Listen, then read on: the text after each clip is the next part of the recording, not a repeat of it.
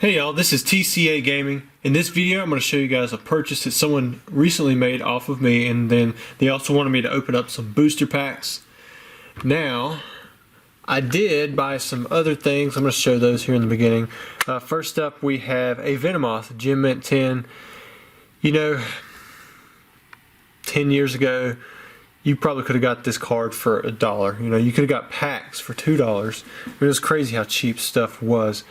But there's a lot of things that are going on with this that make this a several $100 card now. First off, you know, it's a hollow WotC early card. I mean, it's Jungle and Fossil and base set are pretty tough to get in PSA 10. They're not tough to find just because there are so many of them out there. However, they can be tough to get in a 10 even if you pull them directly out of the pack. What's cool about this Venomoth is that it is a no symbol.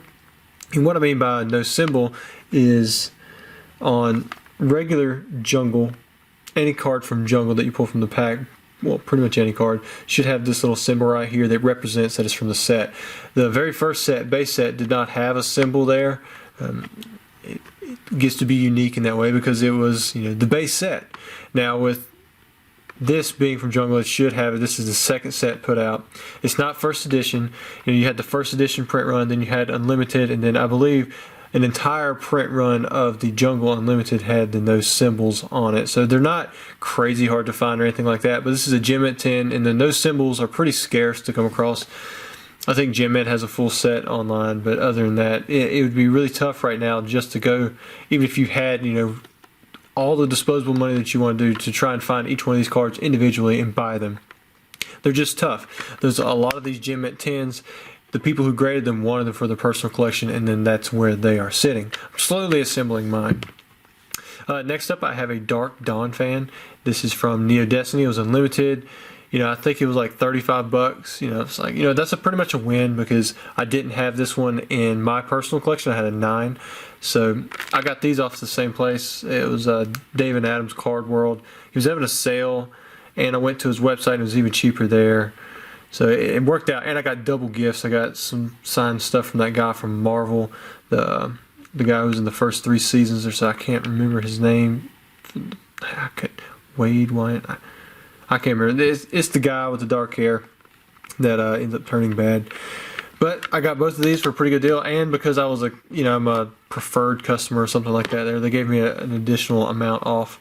Then I won these in auction. These are, for those of you who can tell, are definitely reprints.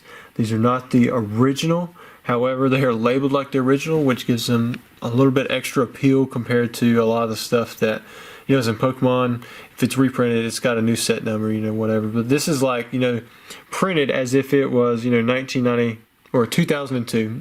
It's printed as if it was 2002. I mean, it's LOB 118. The only way that you can tell that it is any different is just by, you know, knowing how the surface looks. And this is really crisp. Just the print quality is a little different. The coloring is a little off. And I actually won three of the main the main Magic cards back then. That was, well, I guess you could tell. Look right here, it says Spell. I mean, I forgot about that part. In the beginning, it actually, these all said Magic, if they were like this. And the reason it was changed to spells because it was, you know, like a conflict of some kind of copyrights because it was Magic the Gathering, and this was a card game, and they had Magic cards. I mean, they changed it over to Spell, and you know, I had to check that. But yeah, all 3 of these actually say Spell right here. And if it was original print, I'm sure that it would say Magic up there, and it would not say Spell. But these are like pretty much in immaculate condition. I mean, they were really nice. You can tell that they were new, probably just pulled straight out of, you know, one of these reprint packs and then sent off. And then I won it for a pretty good price. I mean, it wasn't like anything bad. It was an auction. So I think one of them was even like 20 bucks or something. But man, those used to be really sought after for decks. I mean, Regeki destroys all monsters on your Pokemon side, or on your opponent's side. Dark Hole destroys all monsters on the field, and Monster Reborn brings anything back from the grave. So I mean, imagine that in Pokemon. You could just, you know, play a Monster Reborn and you pull out your Charizard level X, you know, wherever you want, and then, you know, it's not even a supporter or something like that. You can just use something else as well. But like Regeki destroys, you know, all of them. But in Pokemon, that would mean the end of the game because you have to have a Pokemon out there. All right, next up I have a purchase from Eduardo. He bought this first edition Gym Challenge booster box. If you guys were on the website and you saw the price, you knew how much it was. I'm not going to disclose that, in the video, just out of respect for him. But I mean, he got a pretty good box. I mean, I'll show it. I mean, it's in pretty nice, tight shape. We end up doing a bank wire. Once you get into really high-end transactions, it just makes more sense to do something like that. But he also bought 3 first edition Jungle heavy booster packs. If you go on the website, you'll see that I think there are 6 left as of this video. And it was kind of strange. These were like 20.8 grams. And under normal circumstances, I would not sell these as heavy. However, I pulled them from the box, and most of the lights were 20.3. It's weird. I mean, I've had base set boxes where 20.3 or 21.3 was a light, and in this case, nothing was over 21. And these at 20.8 are considered heavy packs. But we're going to open up these packs. We're going to show what he gets. If you wanted to open them up on YouTube, you wanted to see it that way. So let's see what we have here.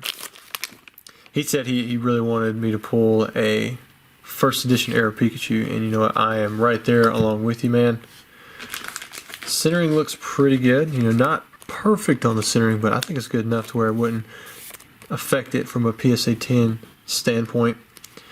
Alright, so we have Mankey, got Pokeball, Paris, Spearow, Goldeen. Now, we do have a first edition Pikachu, however, this is not the Pikachu that he was referring to. He's referring to the first edition Error promo, the Ivy Pikachu from the Wizard of the Coast Black Star promos. Then we have Bellsprout, Primeape, Dodrio, and Weepinbell. Very cool. And then so for the holo, we have Pinsir.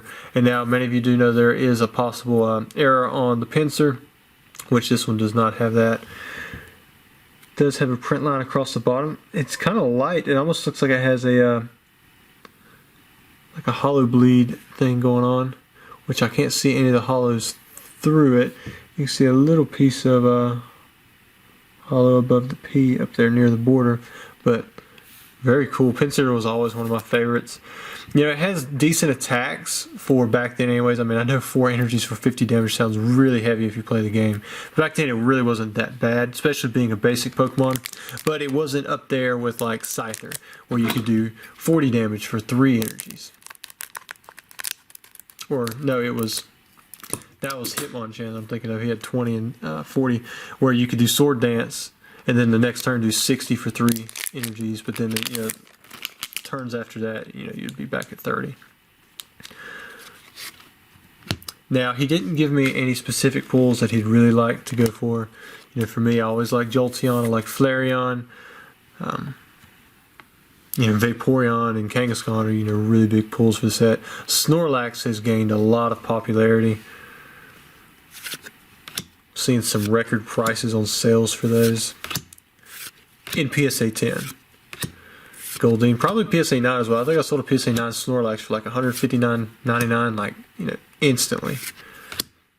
Primeape. And here we go. For the holo from pack number 2, Pidgeot. There's a good one. I think I actually do have a PSA 10 myself of this one. I paid, I think it was between $300 and $400 for it, which is, pretty up there, for at the time. It may have went up since then, may have come down. It's got a print line right there, so it'd be a tough 10. Backside looked pretty good. Other than that right side right there, got a little white nick. I'm going to say that it may come off. I'm not going to rub on it though too much. Look, I got a little bit of skin hanging off my thumb. I work with my hands a good bit outside anytime I get the chance. But I do make sure to wash my hands very well before I ever touch someone else's cards. Really, cards in general.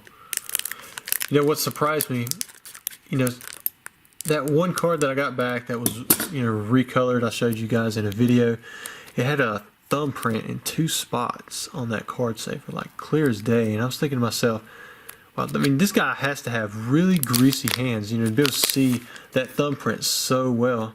And you would think that being at PSA, they would make sure they have all the oils, off of their hand. Because, I mean, it takes a lot for that to actually come off on a card. So here's pack number 3. So far, no errors. We haven't seen a Venonat, haven't seen a Butterfree. We did see a Pinsir. He didn't have it. We saw some Pikachus, but not the right Pikachu. Eevee, Pokeball, Lickitung, Tauros, and Fearow. So we finished the 3. We're out with 3 colorless uncommons. And then for the final holo of this pack, or of these 3 packs for Eduardo, we have Flareon. Oh man, there we go. Oh, that's looking really nice. Do you guys see a print line? Man, I'm not sure that I do. That looks really nice. Check out the back side. Centering is good. Those top 2 corners look good. Let's see how the bottom ones look. One tiny white dot right there. I think it's a white dot, yeah. That would be the only small flaw that I see on this card.